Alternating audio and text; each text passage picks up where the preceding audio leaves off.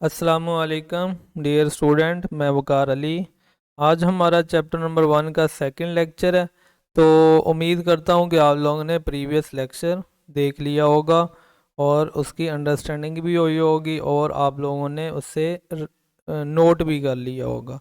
अगर तो आप लोग नोट करेंगे साथ साथ, अगर जस्ट सुनेंगे तो कुछ नहीं समझ आएगी। अगर साथ साथ लिखेंगे और ख़ुद से एग्जाम्पल बनाएंगे तो आप लोगों को आहिस्ता आहिस्ता कॉन्सेप्ट सारे क्लियर होते जाएंगे और आप जीनियस इंशाल्लाह बनते जाएंगे।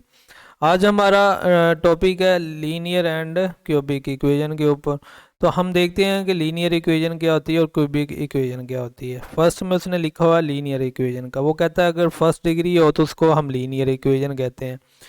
हमने प्रीवियस डिग्री को डिस्कस किया था। तो मैं ये लिख देता हूँ first example, x plus 7 is equal to 9। तो ये देखो x की पावर क्या है, 1 है ना। तो डिग्री 1 है ना इस इक्वेशन की, तो ये लीनियर इक्वेशन होगी वन वेरिएबल में, क्योंकि वन वेरिएबल है ना। वन वेरिएबल में ये लीनियर इक्वेशन होगी। ओके, अगर मैं लिख देता हूँ इस तरह x plus 7 sorry is equal to y लिख देता हूँ, तो ये देखो टू वेरिएबल आ गए ना, बट इनकी डिग्री क्या है टू वेरिएबल में, 1 नहीं है ना। तो ये टू वेरिएबल में क्या होगी, लीनियर इक्वेशन होगी। ओके, अभी मैं अगर मैं इस तरह लिख दूं x plus y is equal to 7, तो ये देखो ये भी टू वेरिएबल में लीनियर ही है ना, क्योंकि डिग्री 1 है। तो ये टू वेरिएबल में लीनियर इक्वेशन होगी। ओके, हाँ मैं अगर ये लिख दूं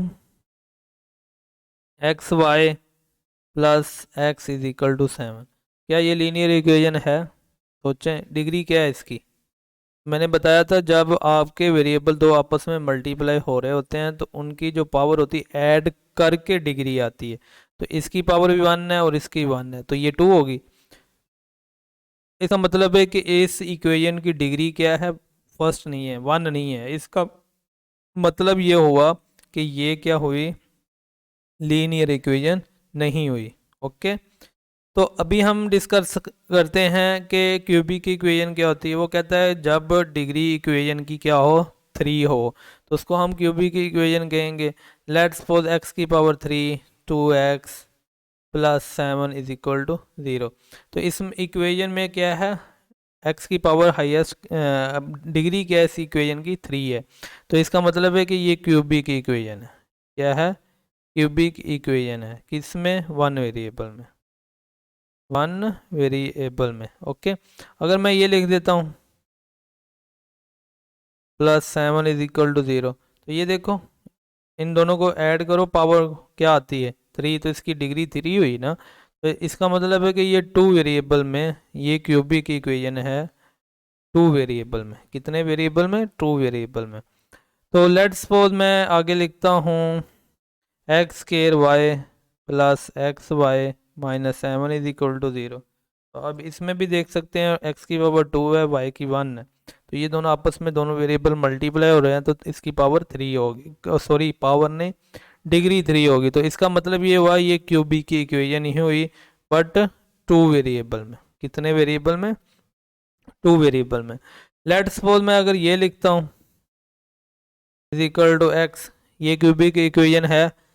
अगर ये देखो इसकी डिग्री कितनी, 2 बनती है ना, 1 इसकी 1 ये, तो ये 2 प्लस करेंगे तो 2 हो जाएगी ना, तो डिग्री 2 होगी।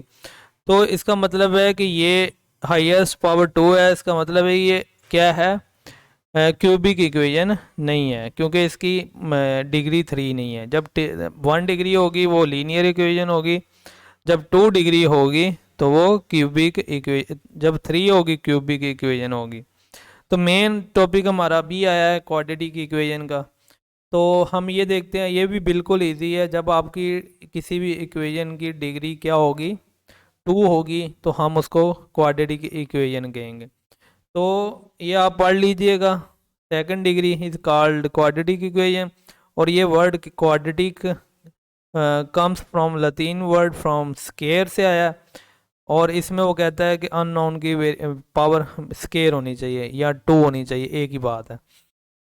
X square plus 7x is equal to 3 is equal to 0 लिख लो। इधर कुछ और भी लिख सकते हैं, जो मर्जी लिख लो, दो एक्सप्रेशन लिखने हैं ना, कुछ भी। तो इधर देखो आपकी वन वेरिएबल में ये क्या है, क्वाड्रेटिक इक्वेशन है। क्यों क्वाड्रेटिक इक्वेशन है? क्योंकि इसकी डिग्री क्या है, 2 है। तो ये वन वेरिएबल में क्या होगी, क्वाड्रेटिक इक्वेशन होगी। लेट्स सपोज मैं ये लिखता हूँ x y plus 7x plus 6y is equal to 7। तो इसमें दो वेरिएबल आ गए, इसका मतलब 2 वेरिएबल में ये कुछ होगा। तो इसकी इस इक्वेशन की क्या है, डिग्री 2 है ना, क्योंकि x की पावर 1 और y की 1, तो डिग्री के लिए ये जमा होंगे पावर, तो ये 2 हो जाएगी। तो ये 2 वेरिएबल में क्वाड्रेटिक इक्वेशन बन गई। तो आई होप आप लोगों को समझ आई होगी। एक काउंटर एग्जाम्पल कर लेते हैं जो नहीं बनती। 6 इज इक्वल टू 0। तो ये देखो डिग्री कितनी होगी, 3 होगी ना। तो इसका मतलब है ये क्यूबिक है, क्वाड्रेटिक नहीं है 2 वेरिएबल में। ओके, अभी हम ये देखते हैं कि standard form of quadratic equation क्या होती है। क्योंकि हमारा जो चैप्टर का नाम था वो यही था, क्वाड्रेटिक इक्वेशन। हमने फर्स्ट चैप्टर में, ये जो हमारा चैप्टर का नाम है, इससे मुराद यही है कि हमने क्वाड्रेटिक इक्वेशन के साथ ही डीलिंग करनी है। तो अभी हम ये देखेंगे क्वाड्रेटिक इक्वेशन होती क्या है, स्टैंडर्ड फॉर्म क्या है। स्टैंडर्ड फॉर्म में ये है।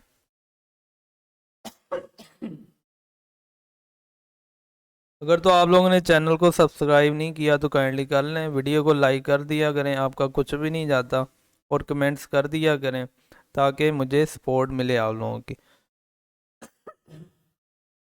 तो ये आपने जब लिख दिया, ये आपकी क्वाड्रेटिक इक्वेशन आ गई। तो आप इधर देख सकते हैं x की पावर 2 है, x की पावर 1 है, नॉन नेगेटिव x की पावर है ना वेरिएबल की, और ये a b c real number है। तो ये पॉलिनोमियल होगी ना 2 डिग्री की, क्या होगी, 2 डिग्री की पॉलिनोमियल। तो इस तरह क्वाड्रेटिक इक्वेशन को हम ये भी कह सकते हैं, 2 डिग्री की जो पॉलिनोमियल होती है उसको क्वाड्रेटिक इक्वेशन कहते हैं।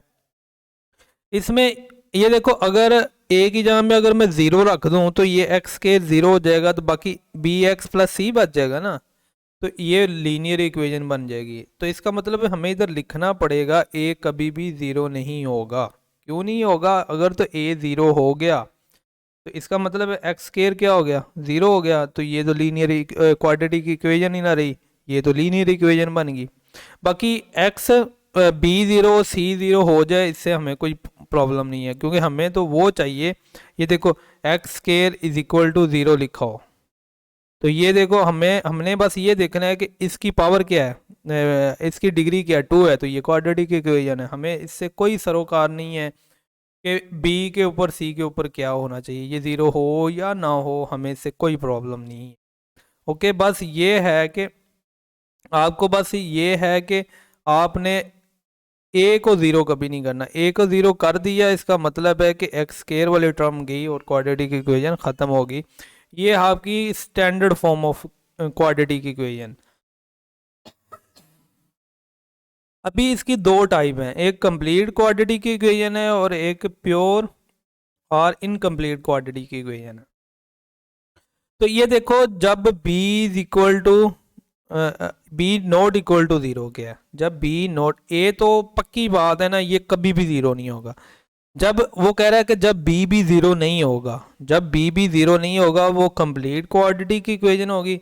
जब b 0 होगा तो वो क्या होगी, इनकम्प्लीट या pure quadratic equation. Let's suppose मैं लिखता हूँ 2x square plus 7x plus 3 is equal to 0, इस तरह लिख दिया, ये कंप्लीट क्वाड्रेटिक इक्वेशन है। इसमें ये जो 7 है b की जहाँ पे, ये देखो ये b x का कोफिशिएंट था ना, जब x का कोफिशिएंट क्या होगा, 0 नहीं होगा, तो उसको हम कंप्लीट क्वाड्रेटिक इक्वेशन कहेंगे। लेट्स सपोज यही इक्वेशन में मैं 7 की जहाँ पे 0 पुट कर दूँ, तो तो इसको सिंप्लीफाई करें तो ये तो टर्म 0 होगी ना, तो ये 3 आ गया। तो इसमें देखो x की टर्म नहीं है, क्योंकि x की टर्म में जो कोफिशिएंट था वो 0 हो गया। तो इसको हम प्योर या इनकम्प्लीट क्वाड्रेटिक इक्वेशन कहेंगे। आई होप आप लोगों को समझ आ गई होगी। जब आपका x का कोफिशिएंट 0 होगा तो वो प्योर या इनकम्प्लीट है, अगर नहीं होगा x का कोफिशिएंट 0 तो फिर वो क्या है, कंप्लीट क्वाड्रेटिक इक्वेशन है। इसको अच्छे से याद रखिएगा। इसमें तीन चीज़ें, standard form of quadratic equation ये होती है जिसमें सिर्फ ए के ऊपर रिस्ट्रिक्शन है, और जब बी के ऊपर फर्दर रिस्ट्रिक्शन लगती है, बी को कहते हैं ज़ीरो नहीं है तो कंप्लीट क्वाड्रेटिक इक्वेशन है। जब हम कहते हैं कि बी ज़ीरो बी ज़ीरो है तो फिर वो प्योर क्वाड्रेटिक इक्वेशन है। तो ये तीनों चीज़ों को, इनके डिफरेंस को अच्छे से लिख लीजिएगा और याद कर लीजिएगा। अभी हम ये देखते हैं कि रूट ऑफ इक्वेशन क्या होता है। रूट ऑफ इक्वेशन समझने से पहले हमें सेटिस्फाई का वर्ड समझना पड़ेगा ना। तो x plus 7 is equal to 6 लिखा हुआ है, तो ये x की किस वैल्यू के लिए left hand side right hand side के इक्वल है। तो मैं x की वैल्यू -1 लिखता हूँ, तो -1 प्लस 7 कितना आ गया, 6 आ गया। तो x की -1 के लिए ये दोनों एक्सप्रेशन आपस में इक्वल हैं, दोनों ये वाला एक्सप्रेशन और ये वाला एक्सप्रेशन आपस में इक्वल है। तो इसका मतलब ये हुआ x-1 इस इक्वेशन को सेटिस्फाई करती है। समझ लगी। पहले मैंने कहा कि ये दो एक्सप्रेशन किन वैल्यू के लिए इक्वल है, तो ये x-1 के लिए इक्वल है। अभी ये मैंने कहा कि ये x-1 के लिए ये इक्वेशन सेटिस्फाई करती है। कहने का मतलब है कि ये दोनों एक्सप्रेशन इक्वल होते हैं। जब जिस वैल्यू के लिए दो एक्सप्रेशन आपस में इक्वल हों तो हम ये कहते हैं कि वो क्या होती है, वो वैल्यू क्या करती है, इक्वेशन को सेटिस्फाई करती हैं। हम मज़ीद एग्जांपल करते हैं। X square plus 7 x plus 12 is equal to 0। इसमें x इज इक्वल टू -4 और x इज इक्वल टू -3 मैं कहता हूँ इक्वेशन को सेटिस्फाई करती हैं। तो सेटिस्फाई से मुराद ये है कि हम ये लेफ्ट हैंड साइड में डालें वैल्यू और राइट हैंड साइड में 0 आ जाए। तो करके देख लेते हैं। जिधर जिधर x है उधर उधर क्या कर दिया, -4 लगा दिया। ओके, तो इसको सिंप्लीफाई करें, 16 -28 प्लस 12, तो इन दोनों को ऐड करो +28 और ये -28 ऐसे ही, और इनको सॉल्व किया 0 आ गया। तो ये देखो लेफ्ट हैंड साइड में हमने -4 डाला तो राइट हैंड साइड वही आ गई। इसका मतलब है x इज इक्वल टू -4 इस इक्वेशन को सेटिस्फाई कर रहा है। इसी तरह ही जब आप डाल के देख लेते हैं, x की जहाँ पे -3 डालें, स्केयर प्लस 7 -3 12, तो ये 9 आ गया, ये 21 और ये 12, तो 9 और 12 21 -21 0 हो गया। इसका मतलब है कि -x इज इक्वल -3 भी इस इक्वेशन को सेटिस्फाई कर रहा है।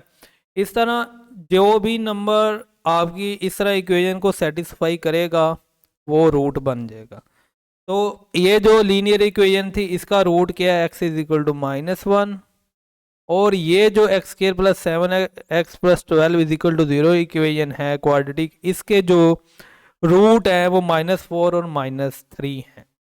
तो सेटिस्फाई का मतलब समझ आ गई होगी। वो वाले नंबर जो इक्वेशन लेफ्ट हैंड साइड वाले एक्सप्रेशन को इक्वल करते हैं राइट हैंड साइड वाले एक्सप्रेशन से, उन वैल्यूज़ को कहते हैं। ओके, और उसको कहते हैं कि ये सेटिस्फाई कर रहा है। मसलन जब लेफ्ट हैंड साइड वाला एक्सप्रेशन इक्वल हो जाता है राइट हैंड साइड वाले एक्सप्रेशन से, तो हम कहते हैं ये सेटिस्फाई कर रहा है। तो ये किन दो नंबर्स के लिए सेटिस्फाई कर रहा था, -4 और -3 के लिए, और ये -1 के लिए। तो ये इसके रूट हो गए -1, और ये 2 जो -4 -3 ये अबव इक्वेशन के रूट हो गए। आई होप आप लोगों को रूट की समझ आई होगी, और पूरे लेक्चर की काइंडली इनको नोट कर लीजिएगा ताकि आपको नेक्स्ट समझ आ सके जो मैं करवाऊँ।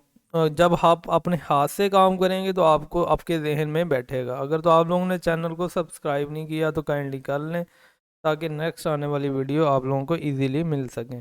थैंक यू, अल्लाह हाफिज़।